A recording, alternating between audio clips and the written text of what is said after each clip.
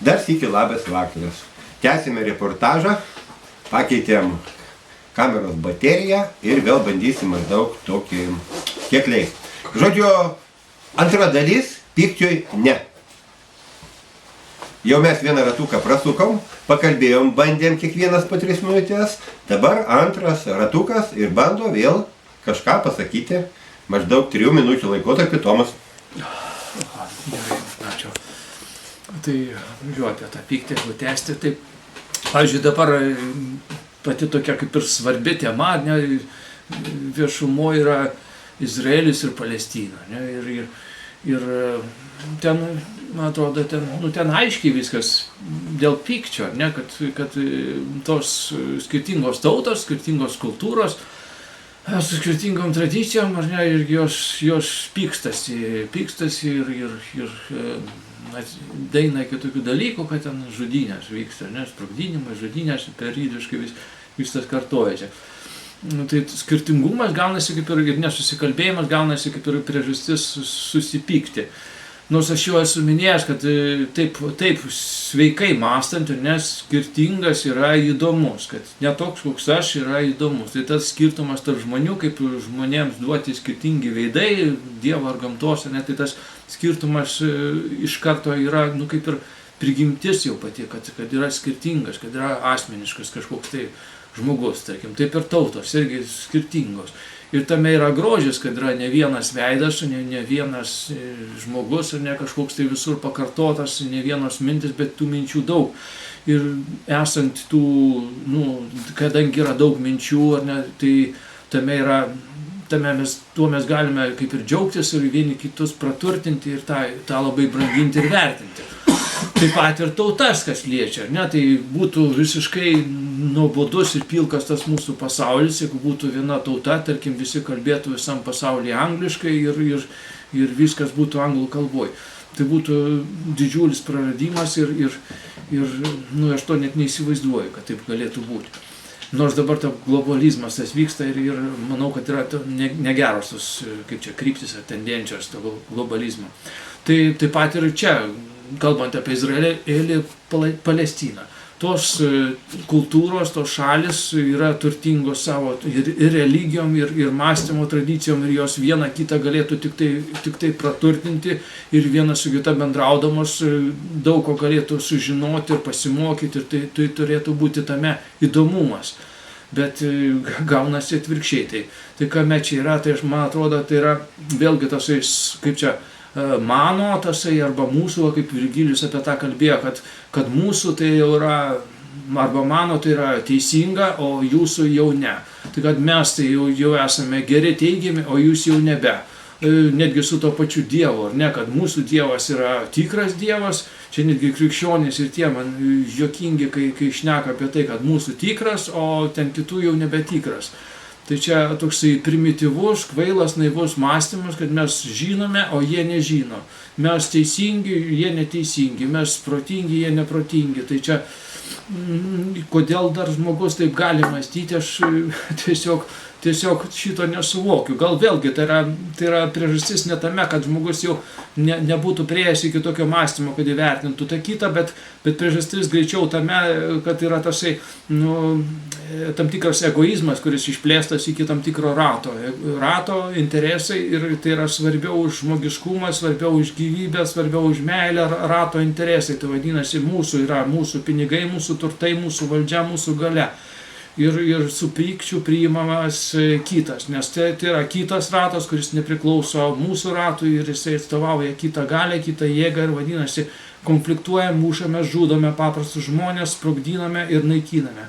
Tai žodžiu, tai yra, matyti, yra tiesiog kažkas netvarkoja su tomis valdžiomis, galiomis, su tais žmonėm turbūt, kurie lypa per kitų galvas, visą laiką yra netvarkoja. Tai taip, aš po trumpiai ir piktokai šnekėjau. Ačiū. Supratome. Tai čia viskas gerai, čia dabar per vidurį yra laikrodis, aš matau jį. Viskas tvarkoja. Ir taip, temą tęsime. Iš visų tų dalykų, 3, niekada nepykite, nes pyksta tik moterys. Tai čia dabar Izraelis ir Palestina turbūt čia neįeina į tą vietą. Čia... Izraelis vyras, moteris Palestina. Nu, tai, turbūt nelabai ir ten turbūt ne moteris pirmosiuose ešalonuose tame konflikte dalyvauja. Ja, aš nenoriu per daug vardinti, ten, kadangi ir mažai žinau, aš pats nežinau, kas ten Hamas, kas ten Izraelis, aš ten nebuvau, o jeigu nebuvau, nebačiau, tai negaliu ir pasakyti, o vadovaujantis tuo, ką kiti kalba, arba bando mane įtikinti kažkuo, tai sunku patikėti. Bet šitą klausimą palieku, aš jo nenoriu kalbėti, tai politinėms temomis aplamai neverta nei bendrauti, nes čia irgi, kaip sakoma, tie, kas pradeda kalbėti apie politiką, greičiausiai po to susipyksta.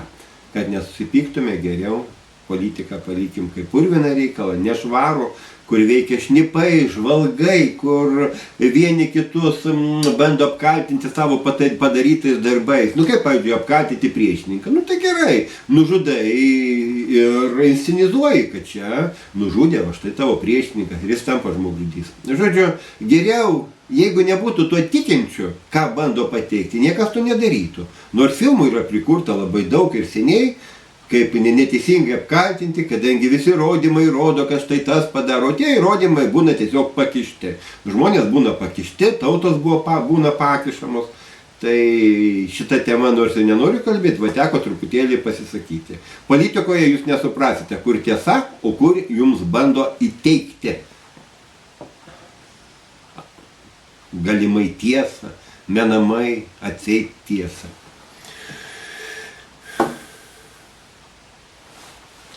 Gal kol kas, pusantros minutės panaudoju, galbūt kažkuo tiek, dar sekančius rasus tęsime, perleidžiu žodį, toliau, štai, gerbiama Elada. Pyktis. Pyktis būna ir specialiai sukurtas, ir emocinis pyktis. Ir žmoguje šitas procesas vykstantis dažnai susiaurina mąstymą. O susiaurėjęs mąstymas sukelia smurtą. Supykstu, išlieju pyktį žodžiu, veiksmu, sukeliu pyktį kitiems, sukeliu skausmą kitiems. O kai pyktis atslūgsta ir protas iš tiesų nušviesėja, ir kai pamastai, tu randi savyje tą klaidą, kad pasielgiai neteisingai, ir paskui pats to pripažinti nenori, ir toliau tavyje kyla tas pyktis, ir gaunasi toks užburtas ratas. Arba pernelyg esi įsitikinęs savo tiesą ir ją pykčiu per jėgą primeti kitiems, sukeldamas kitų žmonių susierzinimą ir pyktį.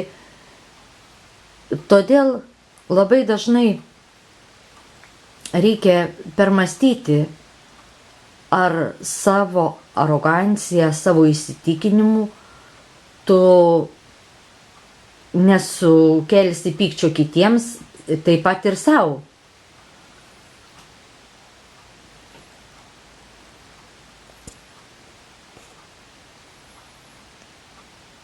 Nežinau, ko dar daugiau pasakyti. Aš savo pasisakymą tokį.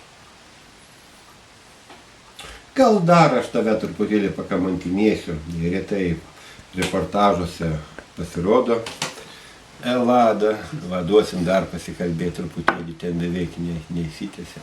Žodžiu, vis tik tai prašyčiau daugiau dar pasisakyti temą dėl susitarimo. Susitarkime nepykti, susitarkime tarpusavį, kuo platesnėme rate.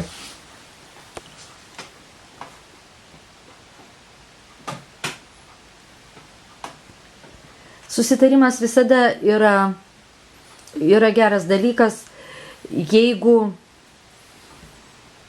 jeigu abi pusės priima teisingą sprendimą, jeigu abi pusės yra lankščios ir yra linkę tartis, jeigu viena iš kurios nors pusės yra užsispyrusiai primesti savo diktuojamas sąlygas, o kita pusė tų sąlygų nenori priimti, visada kils konfliktas, kuris bet kokiu atveju gimdys smurtą.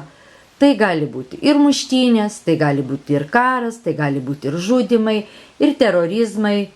Savo nuomonės primetimas, savo nuomonės išraiška pereina bet kokiu atveju į smurtą, jeigu nėra susitarimo.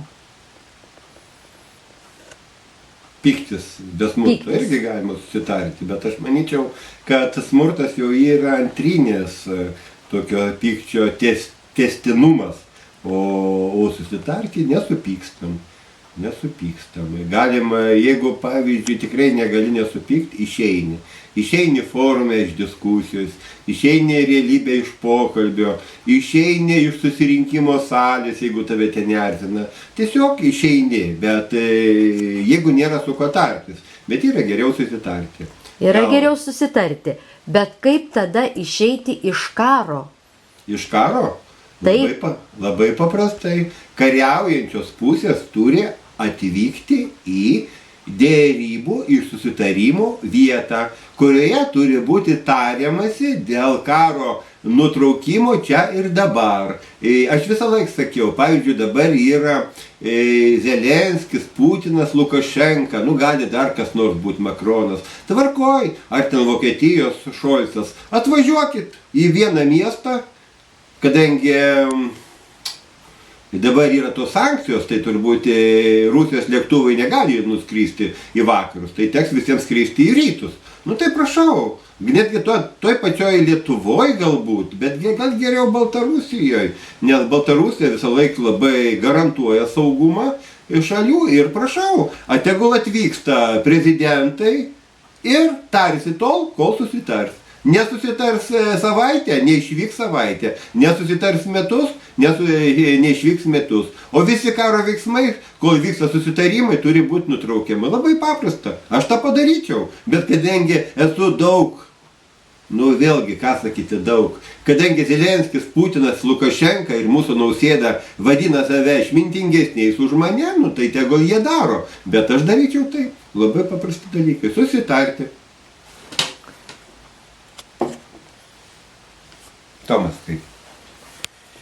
Taip, aš irgi labai palaikau šitą dalyką, kad susitarti. Visą laiką turbūt įmanoma, galbūt ir kartais labai sunku yra susitarti, bet pirminis, aišku, žingsnis vis dėlto kažkaip tai už tai, kas įvyko, manau, kad reikia atleisti už tą praeitį, ypač matyti, nešiojasi netgi kažkokius tai akmenius, tokius istorinius, kažkokius iš senų laikų, kad ten kažkas tai kažką tai pakenkė, nežinau, ten seneliams, proseneliams ar dar iš seniau kažkur. Tai šitos dalykus, aišku, reikėtų atleisti, nes tai yra tai, kas įvykę, tai yra įvykę, tai tos pyktis yra beprasmiškas, nes kas iš to, kad tu pyksi dėl to, kas yra įvykę. Tu to dalyko nepakeisi, o tas pyktis vėlgi bus priežastis naujam pykčiui, kuris atsiras iš kitos pusės.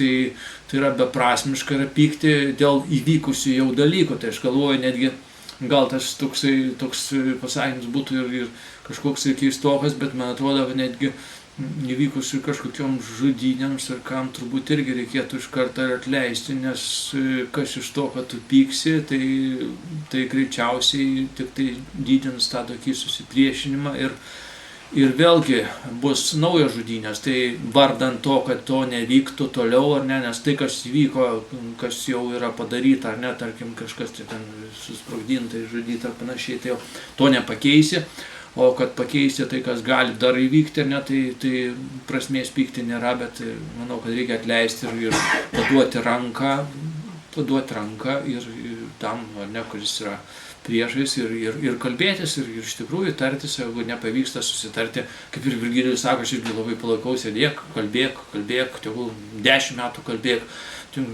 kol numirsi, nežinau, tautai, nors tuo laiku bus ramybė, ar ne, jeigu tuo laiku tai yra svarbiau, kad tautai būtų ramybė ir nustotų vykti tie visi sprogdinimai, o ten, kad tas ponulis, ar koks nors ten, nežinau, prezidentas, ar koks nors, kad jisai ten kalbės 10 metų ar kiek, tai visiems tik tai nauda bus. Galbūt galų gale po tų 10 metų kalbėjimuose kažkas kažką supras.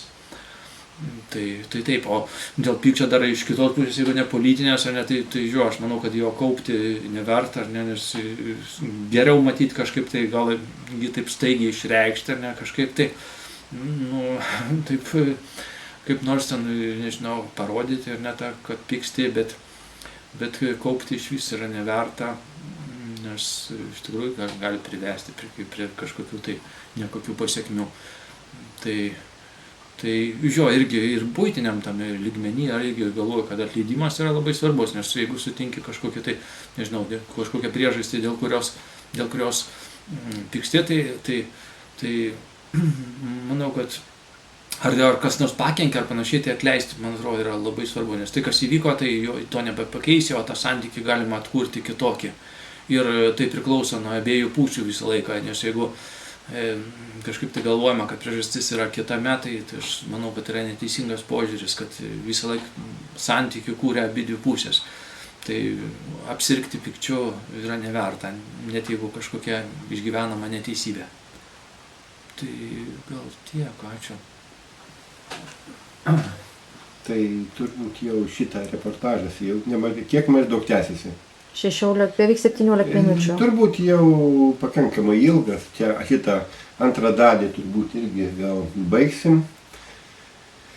Nors ar galim gal? Ai, dar aš apie moteris, nes aš kažkaip nesutinku, kad čia moteros yra pyktis. Aš galvoju, kad tai yra savybė būdinga visiems tiems žmonėms, gal net ir gyvūnai, kurie irgi, turbūt gyvūnai irgi pyksta, ne? Pyksta, turbūt, jeigu atimina kažką. Tai yra būdinga, manau, visiems, nepriklauso nuo lyties, turbūt, pyktis. Jo labiau, kad netgi gal kartais atvirkščiai galima galvoti. Netgi atvirkščiai, senovės raštus, kokius paskaičius, o ne kaip ten visokio pykčio, ten, netgi tai pačiai Biblijoje, apie kurią kalbėjom, kad pykčio būna tikrai daug, o ten vyrai rašė viską. Tai, jo, gal užtenka iš manęs. Labai trumpai pasakau, kad jaučiuosi esantis vyras, o ne moteris, ir niekada turbūt jau nebesivaizduoju šiuo metu situacijos, kad aš supykčiau. Nes pyktis tai yra silpnumo požiūris, o ne stiprybės požiūris. Todėl gali pykti tik silpnos moteris arba silpni moteriški vyrai. Aš taip manau. Nes, pavyzdžiui, dabar, kodėl aš turėčiau supykti? Susitarkim. Arba yra dar vienas būdas, tiesiog mano mama taip gyvenime turėdavo situacijų, kai ją kažkas bara, ant jos ten negražiai kalba, pyksta, barasi, jinai ima juoktis. Tai irgi būdas, į pyktį atsakyti juoku. Tai labai geri dalykai. Nenoriu ilgai kalbėti, nes tai mes jau daug maž kalbėjom. Tai ką, baigiam tam kartui.